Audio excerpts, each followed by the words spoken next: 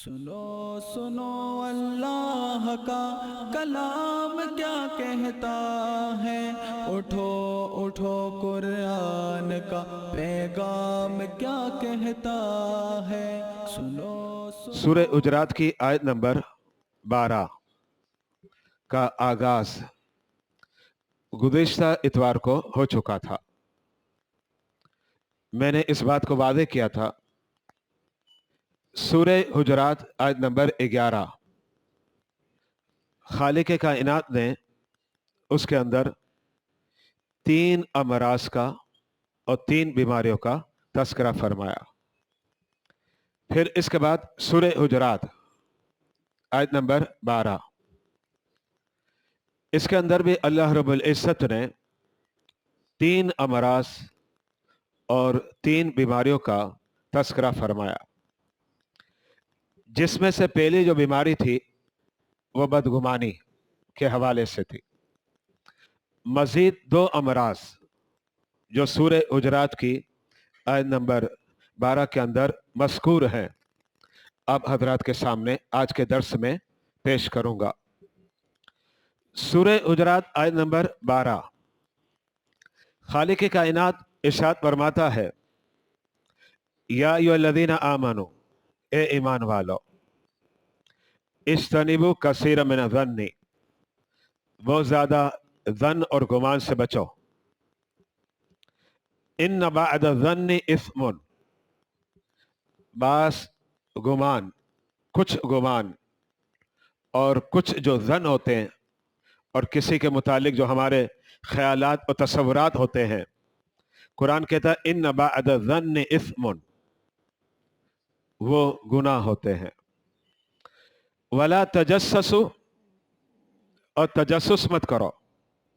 ولا یکتب بعضکم بعضا، اور نہ ہی ایک دوسرے کی غیبت کرو۔ ایحب احدکم ان یأکل لحم اخیہ میتا، کیا تم اس بات کو پسند کرتے ہو کہ تم اپنے مردار بھائی کا گوشت کھاؤ؟ فکرہتموہ، قرآن خود کہتا ہے، اللہ خود بتلاتا ہے، حالانکہ تم اس بات کو پسند نہیں کرتے۔ واتقوا اللہ، اور اللہ سے ڈرو، ان اللہ تواب الرحیم، بے شک اللہ رب العزت بہت زیادہ توبہ کو قبول کرنے والا اور رحم کرنے والا ہے۔ اس آیت کریمہ میں جو پہلا مرض تھا، آپ اسکرین پر ملاحظہ کریں، وہ مرض آیت کے اس جز میں تھا، یا ایھا الذین آمنوا اجتنبوا کثیرا من الظن ان بعد الظن اثم، جس کی تفصیل آپ نے گزشتہ درس میں سن لی۔ اب دوسرا جو مرض ہے، سیکنڈ بیماری، اس کا تذکرہ آیت کے اگلے حصے میں اس انداز میں ہے، وَلَا تَجَسَّسُوا۔ تجسس کس کو کہتے ہیں؟ آپ اسکرین پر ملاحظہ کریں، میں نے باقاعدہ ہائی لائٹ کیا ہے یلو کلر سے۔ تجسس کا جو لفظ ہے، یہ آپ اردو میں بھی استعمال کرتے ہیں، عربی میں تو استعمال ہوتا ہی ہے، اور ویسے بھی میں یہ کہتا رہتا ہوں، اردو زبان جو ہے نا، یہ لے پالک ہے۔ مطلب یہ ہے کہ چند زبانوں کا یہ مرکب، اور مطلب یہ سمجھے کہ چند زبانوں کی مرکب ہے، جس میں انگلش کے الفاظ بھی ہیں، عربی کے بھی ہیں، اردو کے بھی ہیں، جس کو آپ کے چوچو کا مربع ہے۔ تو تجسس کا معنی کیا ہے جو قرآن نے ذکر کیا؟ اللہ رب العزت ارشاد فرماتا ہے کہ تجسس مت کرو۔ تجسس کہتے ہیں عیب و خامی تلاش کرنے کو۔ اگر کسی کے اندر عیب ہو، اس کے اندر کوئی نقص ہو، خامی ہو، اس کو جو تلاش کیا جاتا ہے، اس کی ٹو میں لگ جانا، اس کو اردو زبان میں بھی اور عربی زبان میں بھی تجسس کہتے ہیں۔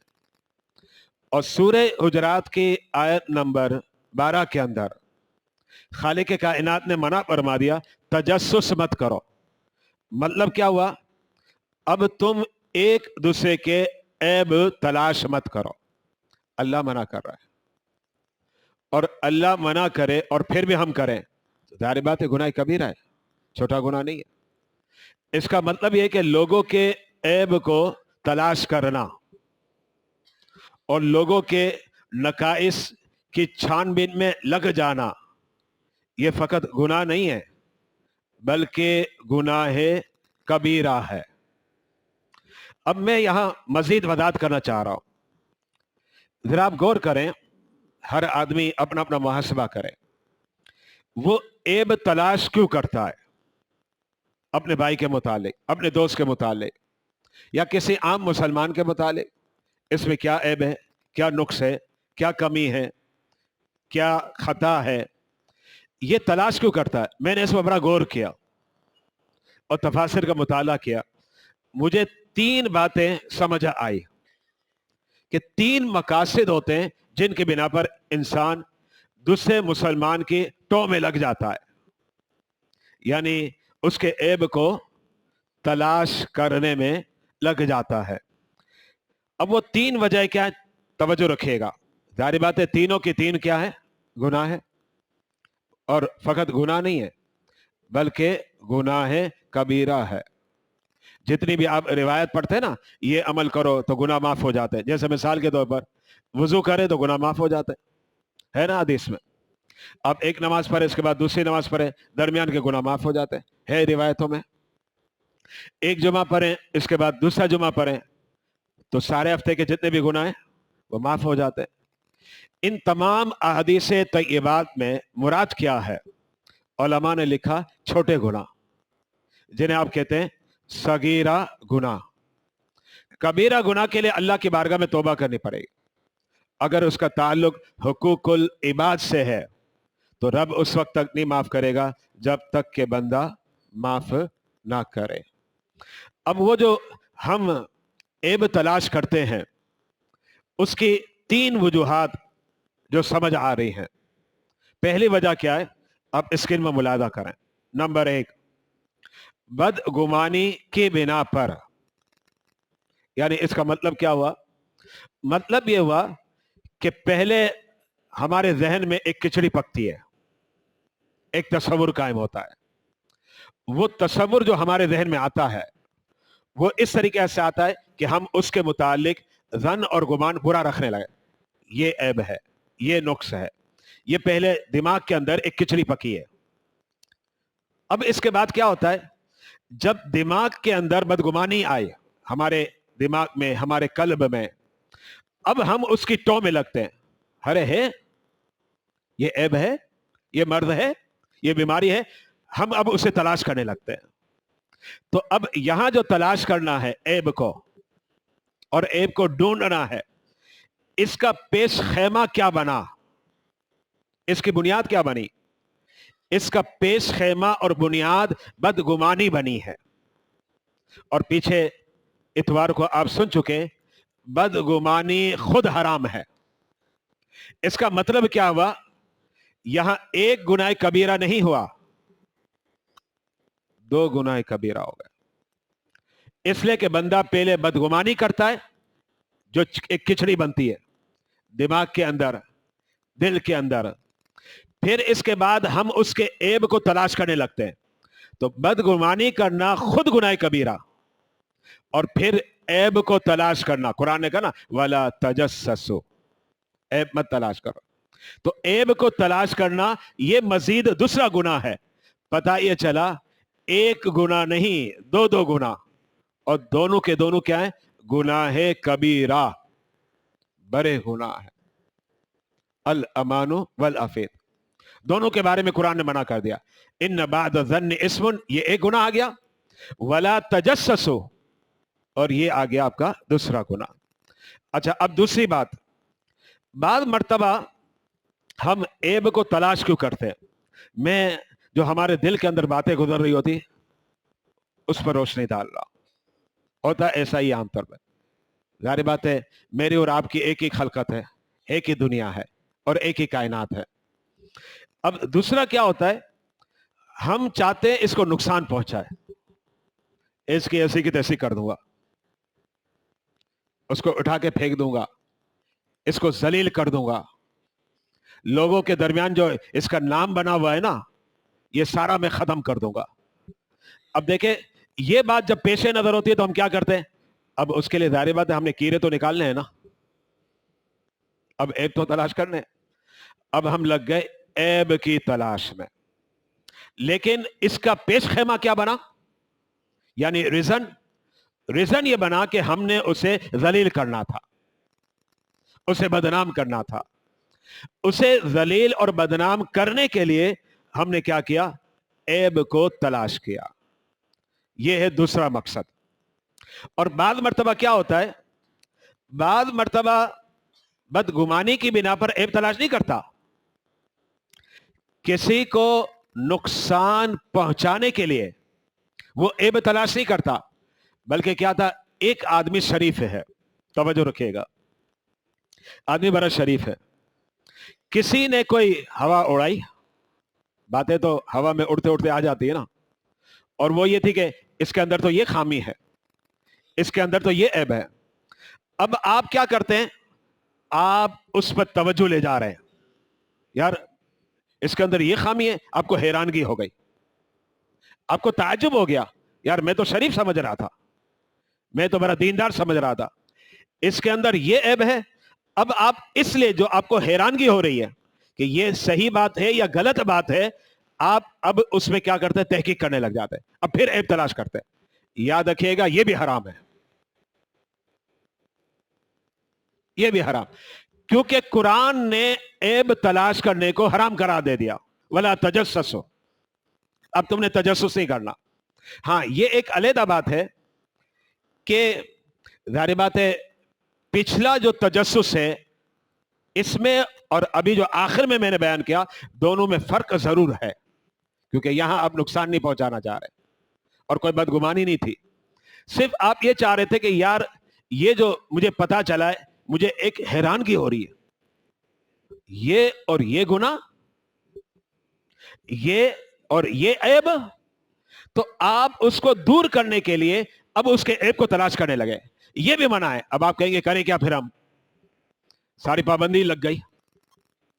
تو اب اسلام کیا کہتا ہے کہ آپ کے پاس ایسی ہوا اڑ کے آئے, آپ نظر انداز کر دیں, اس کی طرف توجہ نہ. یار لوگ بولتے رہتے, کہتے ہیں جتنے منہ اتنی باتیں, ہے نا, بڑا مشہور ہے مقولہ, تو لوگ باتیں کرتے رہتے. تو یہ مقاصد تھے عیب تلاش کرنے کے, اور ظاہر بات ہے یہ تینوں کی تینوں صورتیں جو ہیں یہ حرام ہے.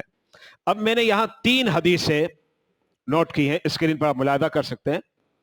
3 حدیثیں میں نے لکھی ہیں یہاں, اور وہ حدیثیں میں آپ کے سامنے پیش کرتا ہوں. پہلی حدیث مبارکہ ہے سنن ابو داؤد. ابو داؤد شریف حدیث کی بڑی مشہور کتاب ہے, اس کے اندر یہ حدیث مبارکہ ہے. رحمت عالم علیہ الصلوۃ والسلام نے ارشاد فرمایا, لا تتبعوا عوراتہم. کیا مطلب اس کا؟ اس کا مطلب ہے کہ اے مسلمانوں, نبی کہہ رہے ہیں اپنی امت سے, میں امتی ہوں, آپ بھی امتی ہیں. نبی نے فرمایا وہ باتیں جو چھپی ہوئی ہوں, سامنے نہ ہو, چھپے ہوئے عیب, فرمایا اس کی ٹو میں مت لگو, جیسا قرآن نے کہا ولا تجسسوا. نبی نے اسی کی ترجمانی کی جو قرآن میں ہے. ظاہر بات ہے نبی کیا فرماتے ہیں؟ قرآن کی تفسیر کرتے ہیں, لیکن وہ زیادہ الفاظوں میں ہوتی ہے. اب دیکھیں اللہ کے حبیب نے کس طریقے سے فرمایا, لا تتبعوا عوراتہم, کہ جو چھپے ہوئے عیب ہیں اس کی ٹو میں مت لگ جاؤ.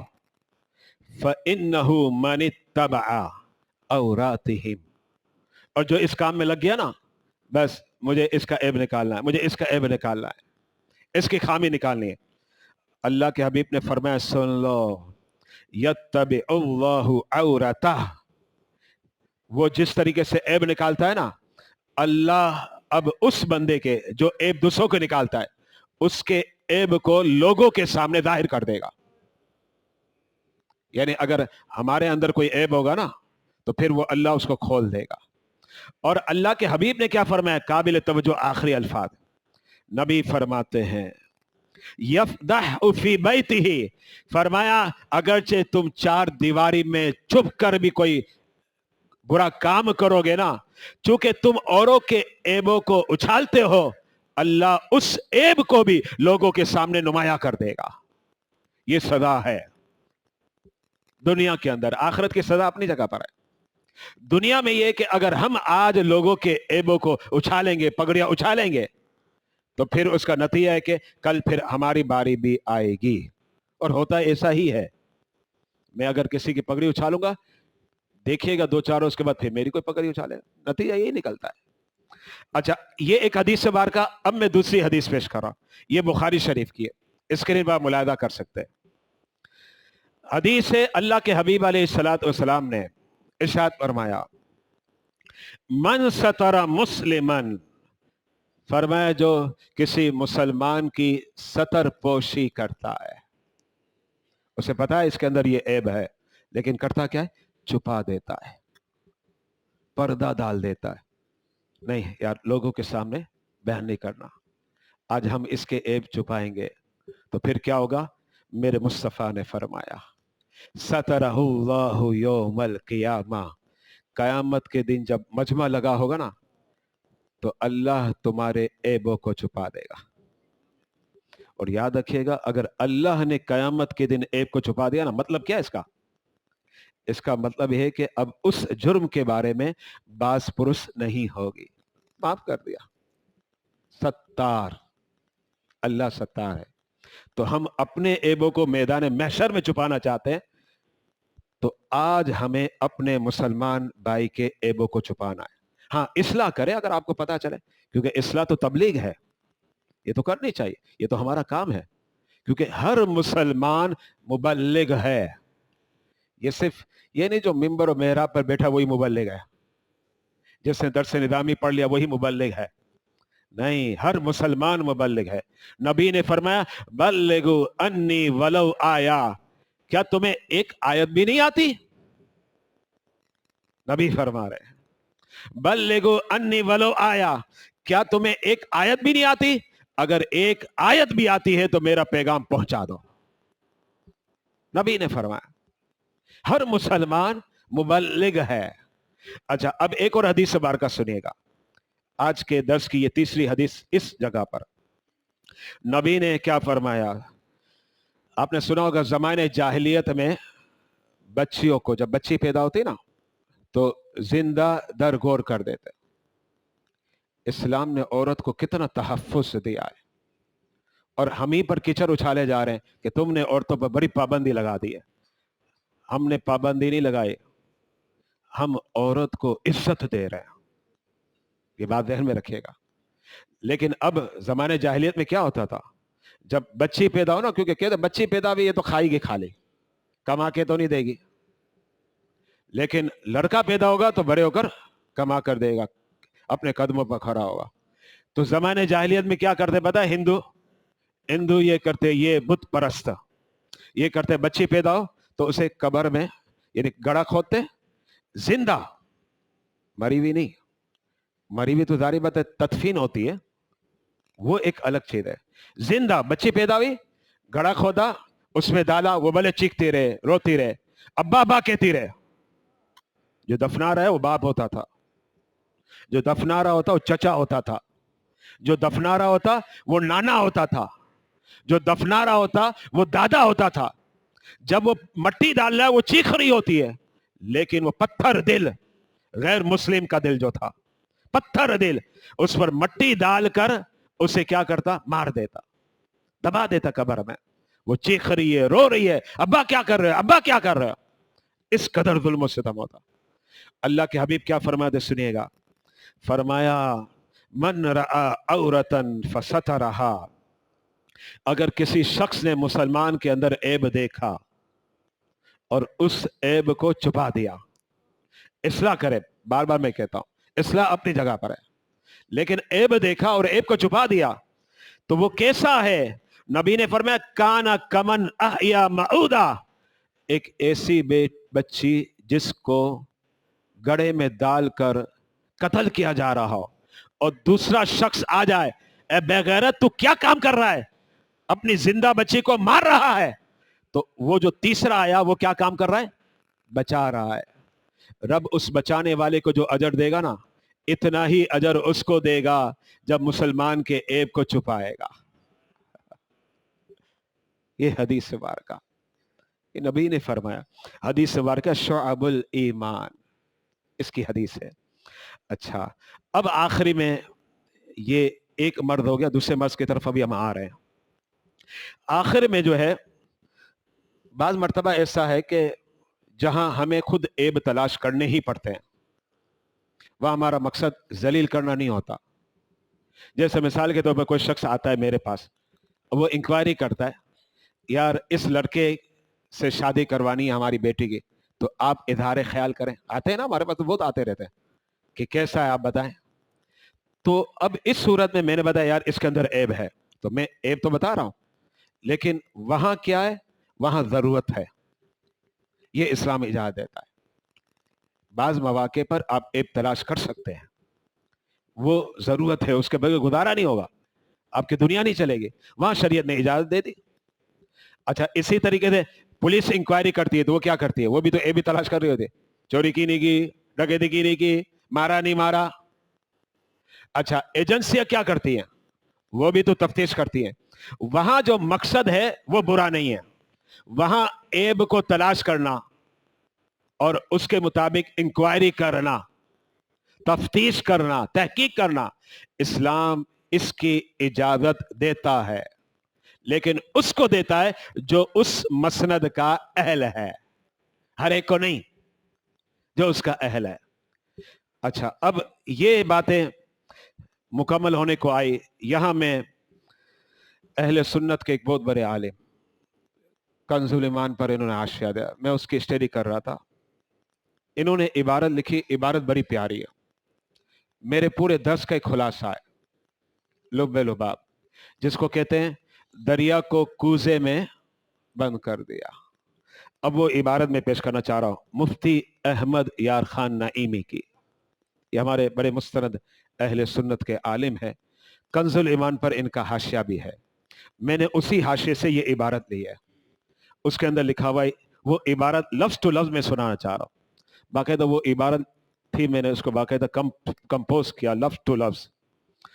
मुसलमानों के छुपे ऐब ना तलाश करो, जिन्हें रब ने अपनी सत्तारी से छुपा लिया। रब सत्तार है, रब छुपा रहा है, तू खोल रहा है। मुफ्ती अहमद यार खान नईमी फरमाते मुसलमानों के छुपे ऐब ना तलाश करो, जिन्हें रब ने अपनी सत्तारी से छुपा लिया, क्योंकि तुम में भी बहुत से छुपे ऐब है। हम कौन से दूध के दूल्हे में हैं, औरों के ऐब तो तलाश करें, पहले अपने गिरबान में तो जाके। तुम दूसरों का पर्दा रखो ताकि तुम्हारा पर्दा रहे, बेहतर है कि खुद अपने ऐब ढूंढो और तौबा करो। तो काम यह है कि हम अपने ऐब को तलाश करें, दूसरों के ऐब को क्या तलाश कर रहे हैं, और फिर अल्लाह की बारगाह में तौबा करें। अब इसी आयत करीमा में तीसरा मर्द, वला यग़्तब बअदुकुम बअदा, जिसका मतलब क्या है, और ना एक दूसरे की गीबत करो। अब आ गया गीबत। गीबत कहते किसको है, स्क्रीन पर आप मुलादा कर सकते हैं अल्फाज। किसी के अंदर कोई ऐब हो, कोई खामी हो, उसकी गैर मौजूदगी में हम उस ऐब को और खामी को बयान करें। जब भी हम जमा होते हैं ना, इकट्ठा होते हैं, मेरे ख्याल से ऐसा लगता है कि गीबत ना हो, ऐसा हो ही ना। अल अमान वल अफीद, जो हो रहा है मैं वो बता रहा हूं। और गीबत की बीमारी औरतों में इतनी इतनी इतनी होलसेल में है, थोक के दाम में। वो तो जमा हो गई तो पूरी स्ट्री ऐप पर है, उसने ये क्या, उसने ये क्या, यही करती रहती। बस अल्लाह हिफाजत करे हमारी माओं की, हमारी बहनों की, हमारी औरतों की। इसको कहा जाता है गीबत। लेकिन एक बात ध्यान में रखेगा, हर गीबत नाजायज नहीं है। जैसे मैंने बदगुमानी के बारे में बताया ना कि एक शराबी है, उसके बारे में आपने यही बदगुमानी रखेंगे, और जायज है या शराबी है ये मैं बता चुका गुज़िश्ता इतवार को। वहां बदगुमानी हराम नहीं है, जायज है। تو اسی طریقے سے بعض مواقع پر غیبت بھی جائز ہے، لیکن جو ہم عام طور پر کر رہے ہوتے ہیں وہ اکثر ناجائز غیبت کر رہے ہوتے ہیں۔ غیبت جو ناجائز ہے، جائز نہیں، حرام ہے، خدا کے قہر کو دعوت دینے کے مترادف ہے۔ اس کے شرائط کیا ہیں؟ اب میں اس کی طرف آ رہا ہوں۔ سب سے پہلے ذہن میں رکھیے گا، جو غیبت ناجائز ہے، جو حرام ہے، یہ ہوگی مسلمان کی۔ کافر کی غیبت آپ کریں نا، کافر کے بارے میں بتائیں اس میں یہ عیب ہے، پیٹھ پیچھے، یہ جائز ہے۔ منافق کے بارے میں بتائیں، یہ جائز ہے۔ غیبت حرام اور ناجائز کب ہوگی؟ سامنے والا مسلمان ہو۔ تو الحمدللہ میں بھی مسلمان ہوں، آپ بھی مسلمان ہیں، الحمدللہ، رب کا احسان ہے۔ اس کا مطلب میرے لیے حرام ہے کہ میں آپ کی غیبت کروں، اور آپ کے لیے حرام ہے کہ آپ میری غیبت کریں، یعنی میرا کوئی عیب اور میں آپ کا کوئی عیب پیٹھ پیچھے بیان کروں، وہ چیز ہے آپ کے اندر، میں بیان کروں، یہ حرام ہے۔ اچھا، اب آگے دوسرا ہے کہ جو آپ عیب بیان کر رہے ہیں وہ واقعی عیب ہو، وہ برائی ہو، یہ نمبر 2 ہے۔ اس لیے کہ اگر اس کے اندر وہ عیب نہیں اور آپ اس کی طرف عیب کو منسوب کر رہے ہیں، پھر یہ غیبت نہیں، یہ تو بہتان ہے۔ بہتان خود گناہ کبیرہ ہے کہ اس کے اندر تھا نہیں اور آپ بیان کر رہے۔ غیبت تو کہتے ہی اسی کو ہے کہ اندر موجود ہو اور پھر آپ بیان کریں۔ پھر اس کے بعد تیسری چیز کہ وہ جو عیب اس کے اندر ہے، وہ عیب ایسا ہے جو چھپا ہوا ہے، تب غیبت حرام ہے۔ لیکن وہ عیب ایسا ہے جو چھپا ہوا نہیں ہے، سب کو پتا ہے، تو پھر وہ غیبت حرام نہیں ہے، پھر وہ جائز ہے۔ یہ بات ذہن میں رکھے گا۔ پھر اس کے بعد نمبر 4 کہ وہ غیبت جو آپ کو کرنی پڑ گئی، اگر وہاں کوئی شرعی وجہ ہے تو جائز ہے، لیکن اگر شرعی وجہ نہیں تو پھر یہ حرام اور گناہ کبیرہ ہے۔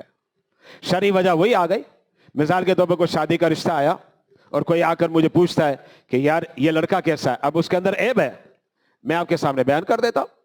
میں نے کہا یار اس لڑکے میں یہ عیب ہے، اب میں نے اس کے عیب کو بیان کیا، ہے یہ غیبت، ہے یہ غیبت، لیکن یہ غیبت کیا ہے؟ جائز ہے، یہاں شرعی ضرورت ہے، ورنہ تفتیش کیسے ہوگی، تحقیق کیسے ہوگی؟ اور میں نے ابھی بتا دیا کہ تفتیش اور تحقیق وہ کرے گا جو اس کا اہل ہے، وہ اس منصب پر بیٹھا ہوا ہے یا اس سے پوچھا جا رہا ہے، اس حوالے سے۔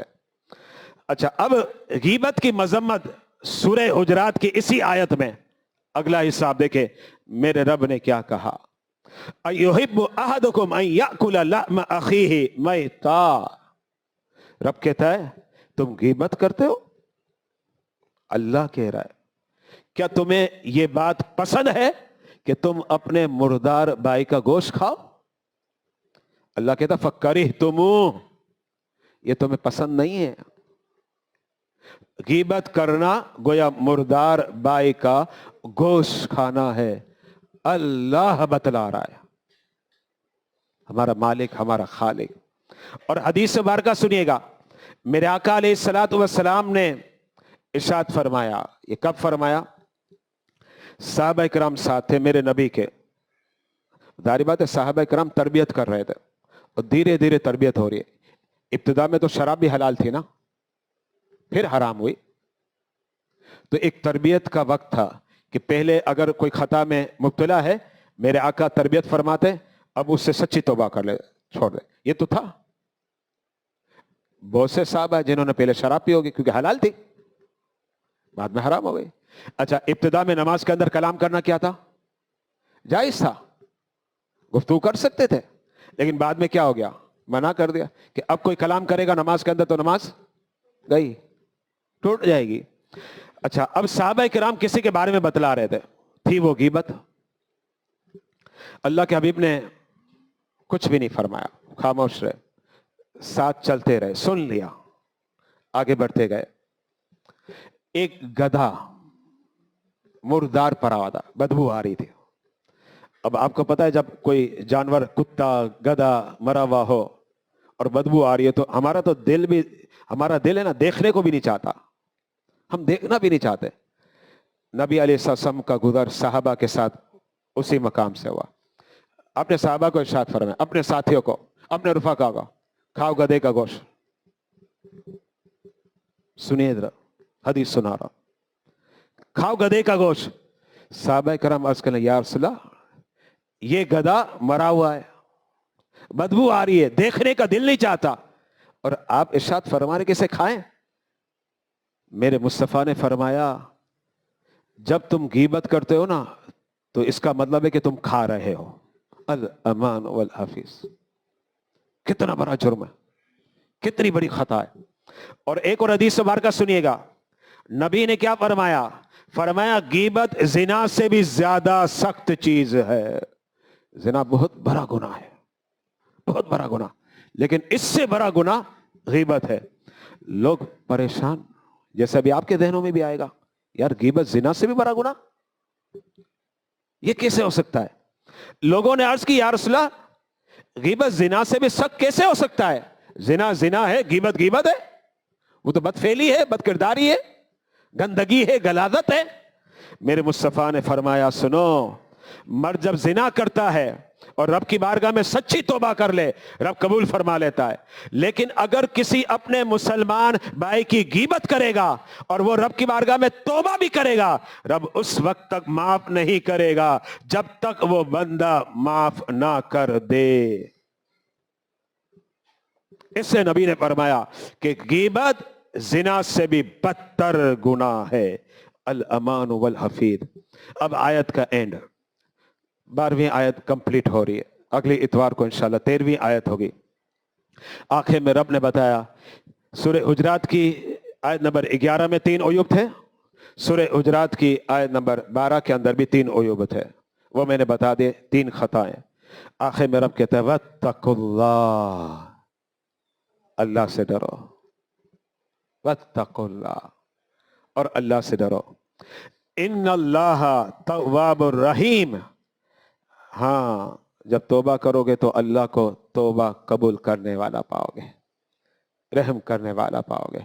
اللہ رب العزت ہمیں سچی توبہ کرنے کی توفیق عطا فرمائے. سنو سنو اللہ کا کلام کیا کہتا ہے, اٹھو اٹھو قرآن کا پیغام کیا کہتا ہے. سنو سنو